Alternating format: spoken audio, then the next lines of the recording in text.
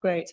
Hi, everyone. Thank you so much for having me speak about TBI and this new classification.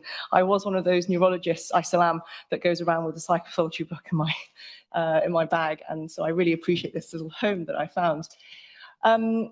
So talking, I mean, first of all, it's very hard to follow Jenny, but talking about classification, I think it's important to try and think about why we're classifying or why we're bothering to do this reclassification in the first place. And I think it's really important to think about three main things and three main aims of these new classifications. The first is better diagnostics.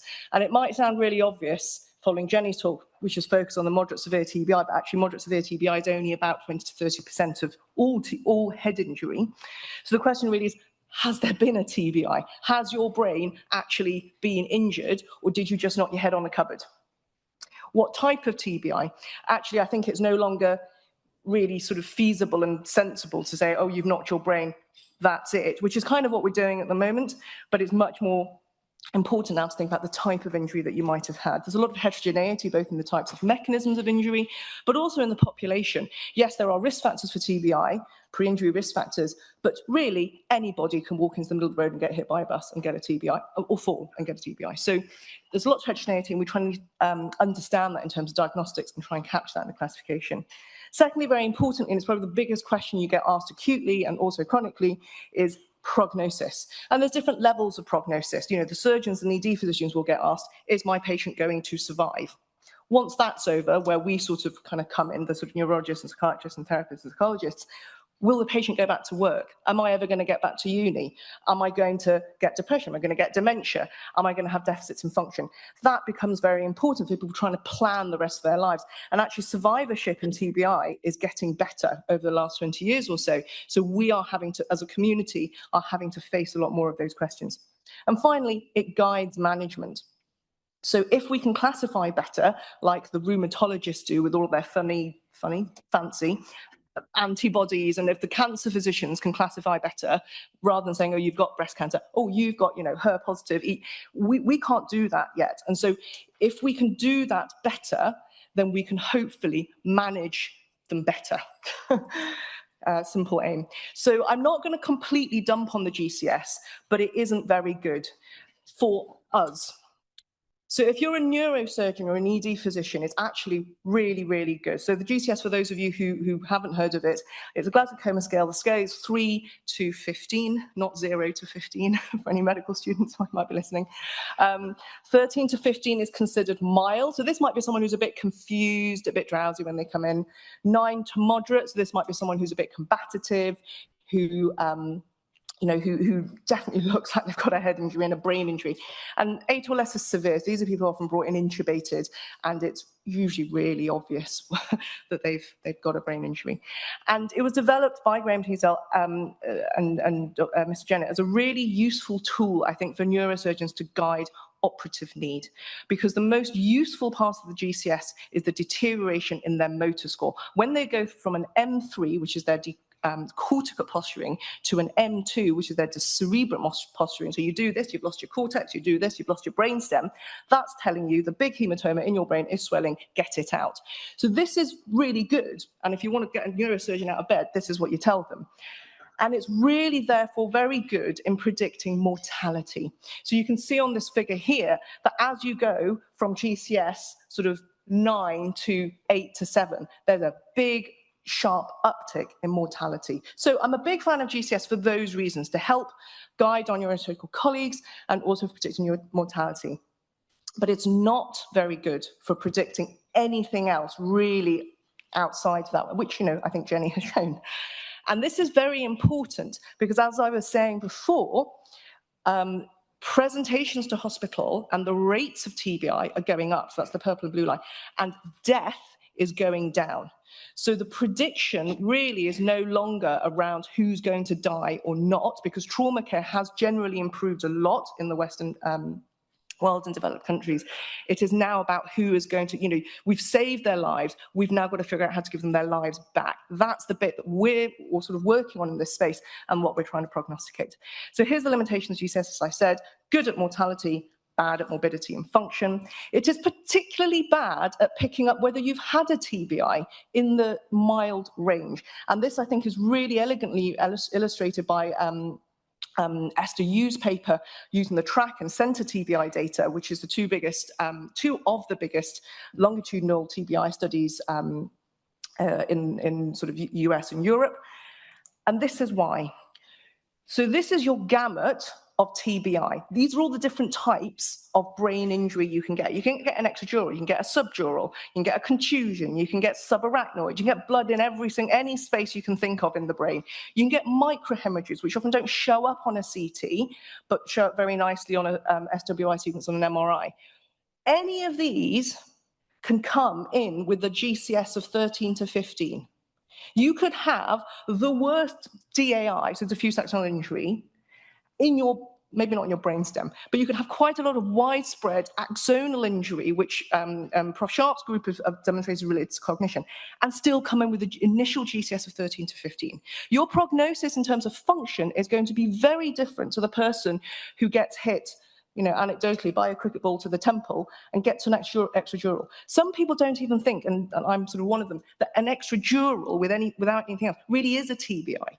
It's really a vascular injury, a bit of blood, quite a lot of blood, gets in between the dura and the skull. If a surgeon gets in there fast enough, relieves the pressure, you might not even get much underlying brain injury. So your prognosis is very different.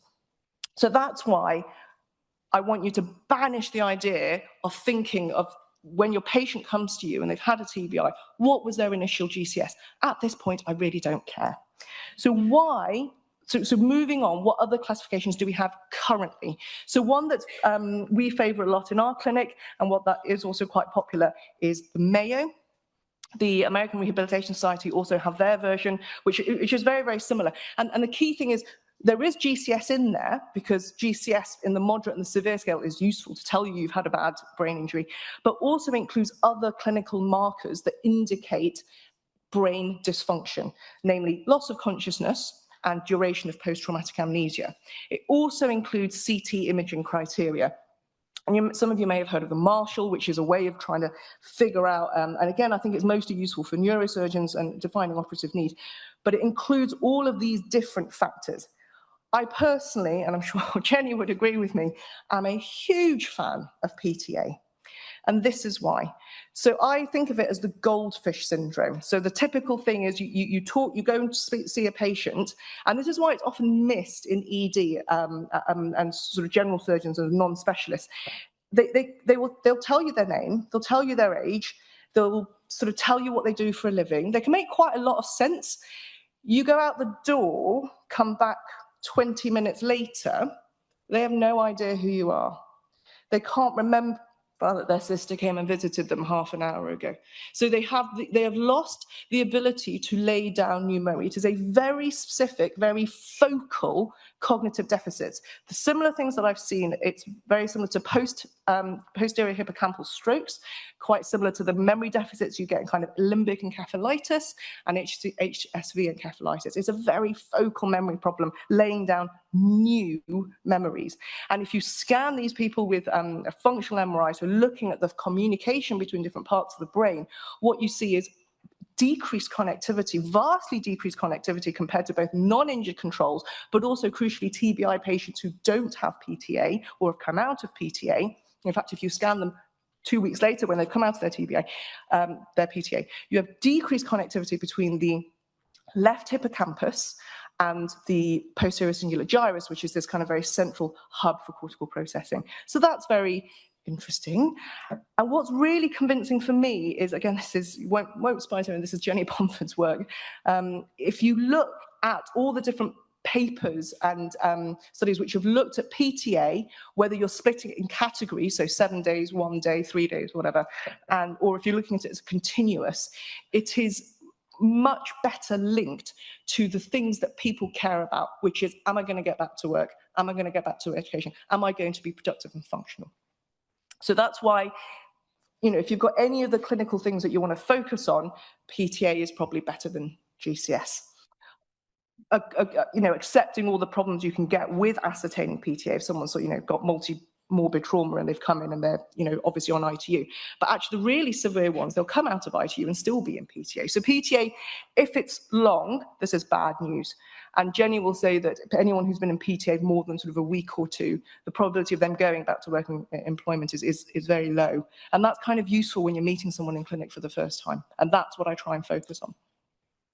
The other kind of reason for trying to move away from GCS is actually this idea of severity is a bit, it's a bit outdated, and it's also a little bit non-helpful. I mean, in not many diseases, particularly neurological and psychiatric diseases, do we sort of think about, well, what is severity? I mean, if you talk about severe depression, you talk about the impact it has on your life. But actually in TBI, severity is just what was their GCS when they came in. So it's not a very meaningful concept, and maybe what we should be trying to think about is more characterization of the different types of TBI, and think about the heterogeneity of mechanisms of injury and types of injury, rather than severity as a single concept. The field has also moved on a lot since the 1970s and GCS. We've got so many more ways now to look at and interrogate TBI and its pathophysiology. So advances in neuroimaging, CT is the workhorse of TBI acutely, right? But, none of us are, well, I don't think most of us are sitting in ED waiting for the TBI picture. We're seeing them in clinic and trying to pick up the pieces. And actually, MRI becomes really, really useful. An SWI sequence is an absolute must if you're doing an MRI for patients who've got TBI. And actually, it's a pretty common sequence now. I think most MRI sequence, standard head sequences will give you this. The most commonly missed finding on a CT that you will then pick up on MRI is a positive SWI sequence. And what you're looking for in the SWI, which looks at hemosiderin, which is old blood, is microhemorrhages. And what you're looking at and what you're seeing pathologically is torn axons. So this white matter injury that's sort of very kind of a big feature of TBI, and also microvascular injury. And, anecdotally, we have a lot of experience now looking at these over the last sort of 20, 30 years with our neuroradiology colleagues. We see a lot of parafalcine microhemorrhages, and that's a really different distribution to, for example, cerebral amyloid or hypertension. And we think that's to do with some of the forces. If you look at Mazdak Gajari's work in Imperial, he's modeled how, in a typical TBI, the forces are concentrated around the parafalcine areas. So that kind of makes sense. And that's in common clinical use. Moving on to things that are not in common clinical use, but I do think, certainly in my career time, we will see some of these coming in. The one that I think a lot of people will have heard of is diffusion sequences. So this is where you're mapping the water flow through different tracts. The idea that if you have an intact axon, the water moves along the direction of the axon, doesn't sort of disperse around to move about, compared to, say, the CSF, where it can move in any direction. So what you can do is you can get these beautifully coloured maps of your brain and tracts, and you can compare them to controls. And so there's lots of studies now, across sort of neuroscience, really, not just in TBI. And, just an example of a paper here from David Sharp's group, the red are all the regions where the tracts, or the major tracts, have lower diffusion or fractal anisotropy than controls, indicating quite widespread axonal damage. And there is a relationship between how much axonal damage you have. So the more axonal damage you have, the lower your cognitive scores are along a range. So these are all group-wise comparisons. But Amy Jolly's work and then Gus Zimmer's work repeated this in a milder cohort. I think we're getting to the stage where this could be individualized in the next 5-10 years. These kind of things are already cropping up in sort of court cases and medical legal work, and, take that with a pinch of salt, perhaps. But as an example here, in one of the cases that Amy Jolly looked at, is she looked at sort of 9 different tracts that have high test-retest values, and she found that you can have a very normal, so this patient has a normal T1 flare in SWI, but their DTI showed reduction of the FA on 5 of these tracts, and this person also had a corresponding reduction in some of their cognitive scores, compared to people who might have, say, contusions and focal contusions, but no white matter changes and no DTI changes, who might have preserved cognition. Richard, could you please play the video? So this sort of the idea of functional fMRI, I think, is very common in both psychiatry and neurology. And this is the idea that we can map what the brain is doing in real time by looking at blood flow. So the idea is if your brain is more active, you have more blood flow. And if you stick someone in the scanner, and this is just, we've asked them to close their eyes and think about nothing in particular, which is called the resting state, so the daydreaming state, or very sort of internally focused state. You also have the state if you're thinking about autobiographical memories. And what you see are the areas of the brain increase and decrease their activity in synchrony. It's not random. So you can get, so what's supposed to happen is when you are in a daydreaming state, your default mode network, which is this, actually it's not sort of focused very well, it changes between blue and orange, blue and red. So your default mode network, which is your posterior cingulate cortex and your medial frontal, prefrontal cortex, they are more active. And then as you switch into a externally directed task, like, oh, a tiger's coming, I've got to run away, that should decrease in activity, and your frontal parietal control networks should increase.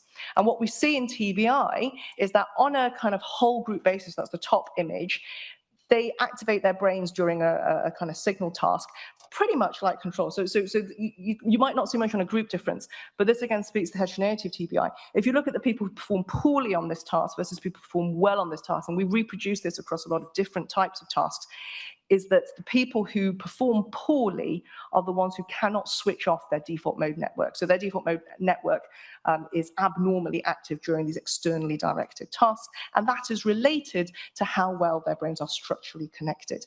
So in terms of neuroimaging, we have moved on from saying, oh, they've got a bit of blood on their CT, they've had a TBI. So this is now moving into characterization. Do they have white matter injury? Do they have, default mode network problems? There are clinical availability challenges with MRI, particularly in low middle income countries, but now that people are looking into developing sort of very nimble, low field MRIs that can probably deliver at least a T1 and SWI and possibly some diffusion. And there are also interpretation challenges, particularly in the functional. I wouldn't like to put money, for example, on a single person's functional data at the moment. The second big advance in recent years has been fluid biomarkers, and you're going to see this everywhere, I think, both in TBI, but also in dementia. There's, huge interest in this, both commercially and clinically, and there's hundreds of studies going on at the moment. So thinking about fluid biomarkers, these are biomarkers, so these are proteins or components that come from injured neurons or glial cells, which then, we think, leak into the blood. So we're talking about essentially blood tests for TBI and what we can do with that. So I'm going to show you some data from a colleague of mine, Imperial. So the top graph is NFL, which is an axonal protein. The middle one is UCHL1, which is also a neuronal protein. And the second one is GFAP, which is obviously a glial protein. And what you see very early on, so this is the first two graphs working from the left, this is your time course. And so for GFAP and UCHL1, you have a very early, very high peak. This then rapidly decreases over the first few days, in the case of GFAP, over the first few sort of hours, really. NFL is a bit different. It slowly increases, and your peak is actually around 3 weeks. And then it sort of remains high. What's interesting is some of these are TBI specific. So in the sort of box plots here, blue is non-injured controls, red is TBI at different time points, and purple is non-TBI injuries, so orthopedic injuries, spleen injuries, all that kind of thing. And these are particularly nice because they are injured, they are raised in the blood, specifically in TBI. So it's not just anybody comes in and you got that, which you have problems with if you look at some of the other biomarkers. Generally, they reflect injury extent. So across particularly GFAP, across mouse models, across lots of human data, particularly with CT imaging, the amount of sort of the volume of tissue injury that you have corresponds quite nicely with the blood level of GFAP.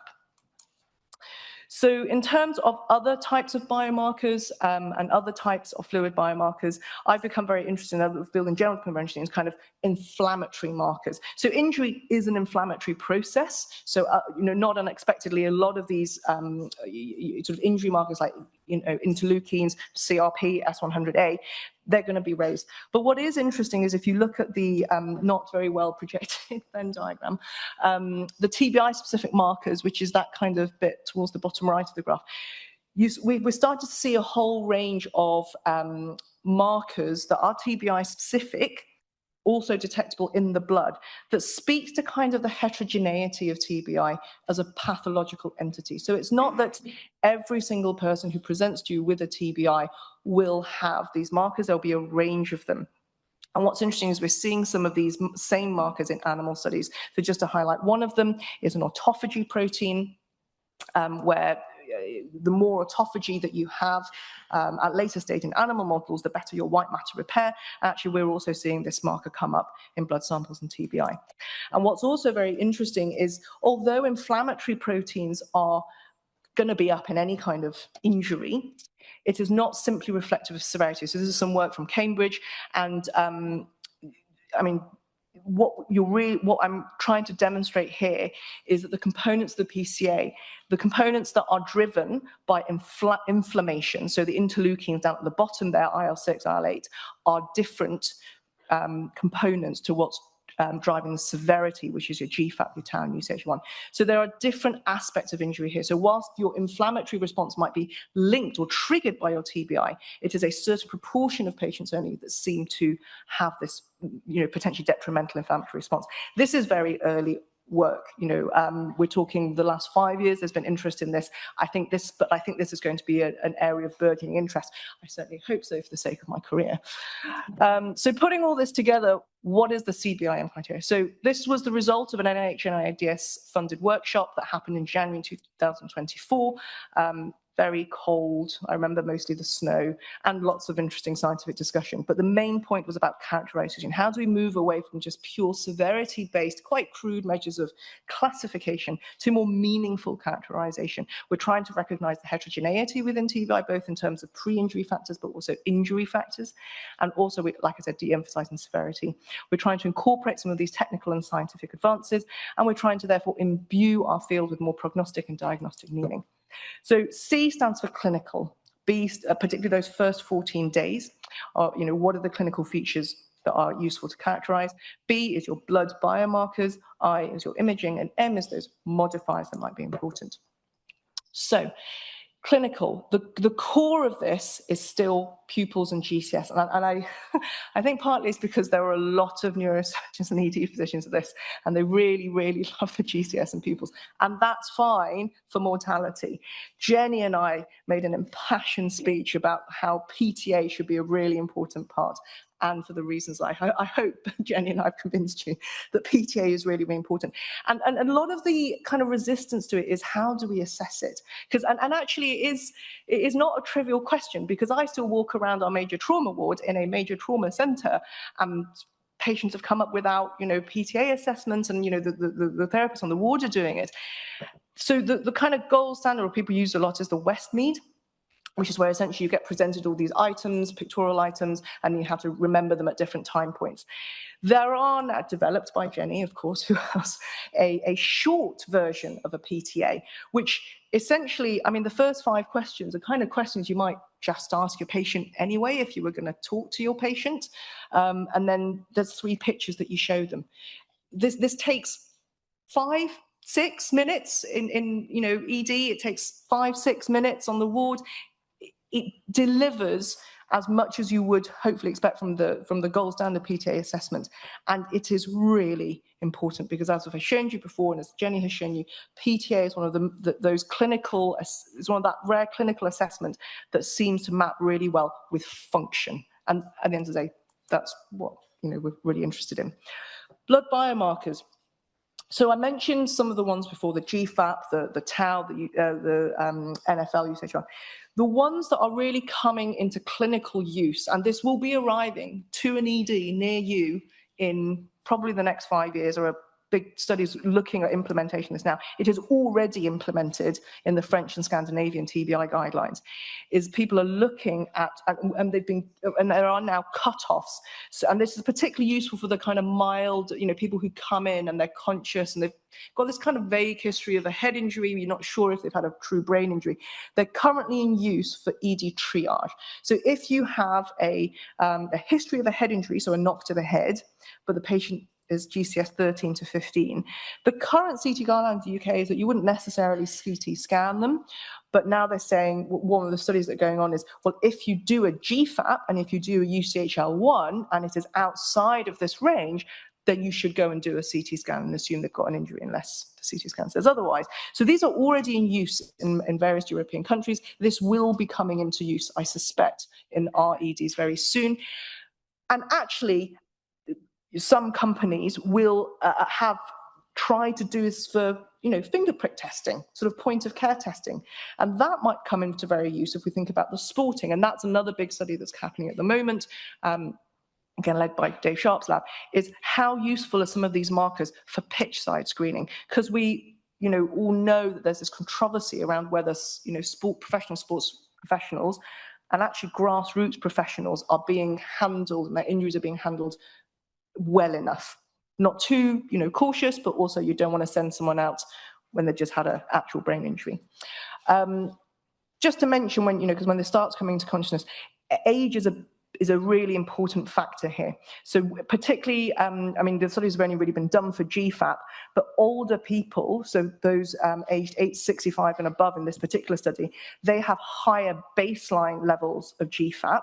So these kind of cutoffs that we're looking at really have only been looked at in the 40 to 60 age range. So that's something to bear in mind, because with extremes of injury, and actually, I don't know if you call it silver trauma, but the fastest growing age group of TBI is in the older population. So yes, this is great. A bit more work to be done, particularly around age.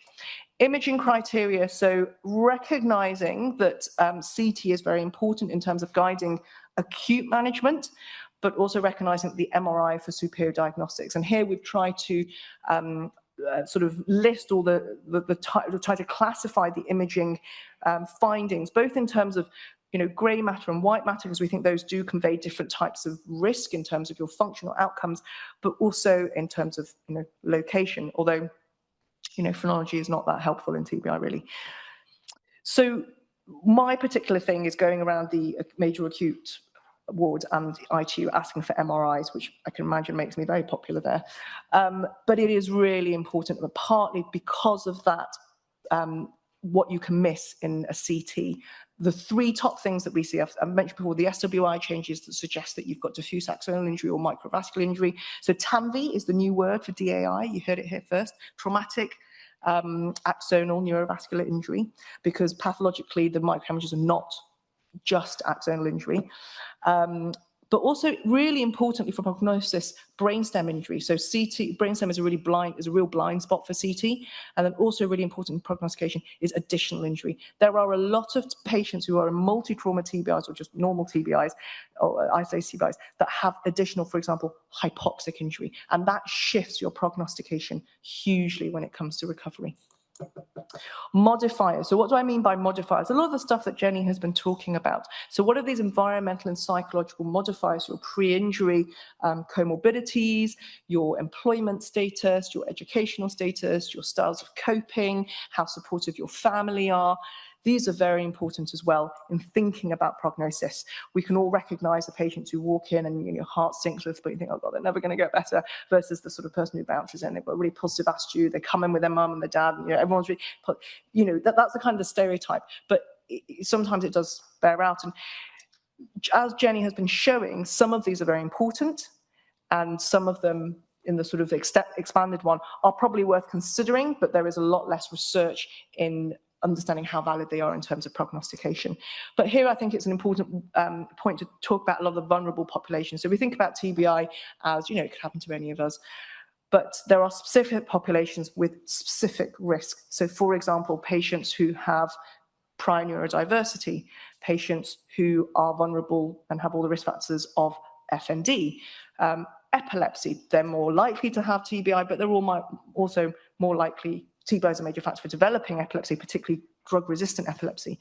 They also intersect a lot with sort of the social environment. I often think to myself, gosh, only if your employer was a bit, nicer, maybe you could have kept that job. But it's a real issue, the sort of the prejudices in terms of people with disabilities, particularly invisible disabilities, which TBI often is, the social context, and particularly medical legal. It's worth talking about medical legal a little bit because on the one hand, it can be often the only way people get money to go and get the rehab they need.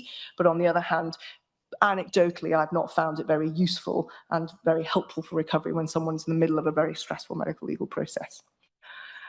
So just to finish off, examples of how we envisage this being used. So, instead of someone calling up the phone and writing a letter to me and saying, oh, this patient had a car accident and their GCS at scene was 3. It's like, well, yeah, but they also had a broken femur and were hypovolemic shock. So that is not the letter I want to get anymore. Now we're hoping to get letters that have that sort of tick the CBI-M. So, maybe not the B because we haven't got access to GFAP at the moment, but the idea would be, okay, I've got this 35-year-old male who had a RTC, the GCS score is 15, the biomarker range is GFAP 140, the imaging, the CT shows no abnormalities, MRI shows SWI, or MRI is SWI negative, there are no modifiers, versus someone who maybe, GCS is 10, their biomarkers are much higher, GFAP is well over 1,000, the CT shows this kind of very diffuse subarachnoid hemorrhage, and they are unemployed, has a history of prior TBI, and has a pre-injury psychiatric disorder. B is likely to do worse functionally. So in summary, we're moving away from GCS-based severity definitions of TBI. We're trying to think a bit more holistically. We're emphasizing on characterization, thinking about the heterogeneity of the patient population, but also the pathophysiology. And we hope that will imbue our future kind of talk about TBI, because only when we sort of understand what it means diagnostically and prognostically, I think, can we go for more targeted treatments and management. So the key output from this is the Lancet Neurology paper, which kind of goes into a bit more detail about the thinking behind this. And then the Journal of Neurotrauma in July 2025, so there were 4 working groups, the CBI-M working groups, that we have our separate reports there in a lot more detail there. Happy to answer any questions.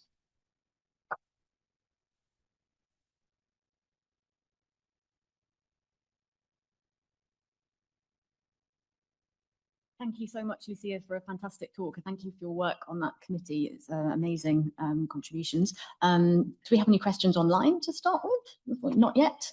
Do type them in. Go ahead. You're safe in the biomarker fields in the next 30 or 40 years. But I can see that the initial use is going to be as a diagnostic in the emergency room, although I suspect it's in prognostication that they might really come into their own. But to what extent is it really solving a problem that needs solved, and is it going to help in the areas that are complex? And what I'm getting at is I've yet to see a problem with the diagnosis in young, healthy, sober people. Actually, emergency departments are really good at it, given the volume they face. I think it's a complete myth that they're missing PTA left, right, and centre. Never seen it happen in 30 years. But where it gets tricky is in the elderly people with low height falls that are now 30% of brain trauma in the UK. And of course, one of the biggest risk factors for these falls is the earlier signs of dementia. And I suppose the question really is, to what extent do you think things like GFAP will be as accurate and specific in the populations where it's actually really hard and you need the additional help? Or are they going to work well for the easy cases where, to be quite frank, you probably don't need it anyway? I'm going to I hate to argue with you, Alan, always, but I am. So the easy cases are not always that easy. So we see, and I'm sure you were just being a bit of a devil's advocate there. I see a lot of TBI, young, healthy, sober people, maybe some of you tomorrow, going to ED and having injuries missed. Or not, and the reason they're having them missed is they're not going to the major trauma centre because their GCS isn't below 13. They're being taken and given to an orthopaedic surgeon, nothing against all the paediatricians, but they're not trained to recognise this. So partly this is, you know, a call for more neurologists and psychiatrists, people who like the brain, to go and, you know, see these people more. So I think it is useful, because I think there are cases being missed, and it's not necessarily they're being missed in ED, because I agree with you. I think a lot of the ED physicians are much more switched on. It's when they're missed, you know, at the GP, or when they're missed in at the roadside, or when they're missed and they don't come to ED until 3 days later. So that's the first point. The second point, absolutely agree with you about GFAP and age. It's a huge issue, actually. So it's really good for 40 to 60, and I think that will be helpful. But really good for the mild. So there's 70% of people who just bang their head on a cupboard, or, you know, take an injury on the rugby field, and we actually don't know whether they've had a brain injury. They then present 6 months later, and you're like, oh, is it the TBI? Is it something else? You know, is there all that kind of social wrapper around it? The older age group, there needs to be a lot more work. But also, I totally agree with you that obviously with dementia and falls, it's a risk factor for TBI, and therefore, you know, are you actually just picking up dementia and not there? But that's where, again, careful clinical assessment comes in useful. And I think a neurologist and a psychiatrist, or someone who's trained in the brain, would be able to, you know, hopefully Chris Butler's nodding at me here, would be able to differentiate between PTA and early dementia. But I think actually that could be quite easily missed in, you know, by non-specialists. But absolutely, we need to get different, just in the same way that you have, you know, different trop levels for someone who's got kidney failure. The work just needs to be done. I don't think it's undoable. It just needs to be done. It's Stephen Kent.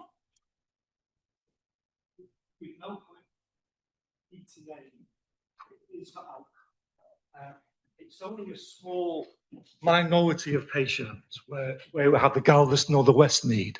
Mostly we're assessing PTA retrospectively in the clinic, and it's often a long time after the injury. We're about to publish a study looking at a more standardized method of PTA assessment retrospectively, where we've standardized the wording and we've incorporated vividness ratings. The question really is, to what extent you think we're lacking standardization with retrospective PTA assessments? How do you assess it? And do you feel as though there's a need for the work that I cannot wait for your paper. I would like you to send it to me. I think it's so important. Retrospectively, it's very difficult, because patients often have, for example, been given opiates for some of their pain. They've been given, you know, they've been in surgery, and actually what the PTA is actually the time they were in surgery. So I think that is very important, particularly because the boundary is 24 hours for moderate severe versus mild in the Mayo anyway. I personally, as we do in our clinic, can all judge me later or judge me now, I say, what's the first thing to remember? And I really press them on it. I go, okay, in your notes, I see that, do you remember the CT scan? Do you remember coming to A&E? Do you remember when you woke up, where were you? Was it kind of, you know, blue curtains, ward, or no curtains, A&E? You know, like, I'm trying to, you know, we read, and this is what I teach our registrars, is that you have to try and drill down really to that first moment of when they first remember things consistently. So people may have patches of memory early on, so they might go, oh, maybe I vaguely remember the ambulance, but then, you know, there's still a blank for a week. But I agree with you. I think that is important, and because I think that would also help. I personally think it will help, again, show how valuable PTA is, and, you know, help it be hopefully even more easily used. I'm sure there is more discussions to be had. Oh no, I'm sorry, Robin, we have to go to the break, because I am a neuropsychologist, but I left my stopwatch